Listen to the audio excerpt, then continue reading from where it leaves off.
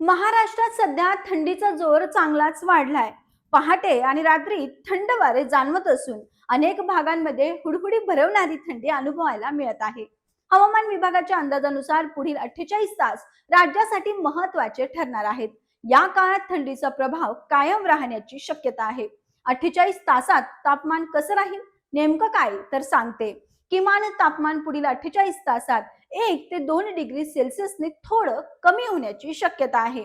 त्यानंतर पुढच्या 3 ते 4 दिवसांमध्ये किमान तापमानात 2 ते 3 डिग्री सेल्सिअसने वाढ होऊ शकते. विशेषतः विदर्भ, मराठवाडा, उत्तर महाराष्ट्र या भागांमध्ये थंडीचा जोर अधिक जाणवू शकतो. यानंतर काही दिवसांनी किमान तापमानात हळूहळू वाढ होण्याचा अंदाज आहे. पण तोपर्यंत थंडीपासून सावध राहणं अत्यंत गरजेचं आहे. शेतकरी बांधवांनी पिकांची काळजी घ्यावी असा सल्ला हवामान तज्ज्ञ देत आहे. बाकी अशाच अपडेट्ससाठी रोज पाहत रहा पालवी ॲग्रिको.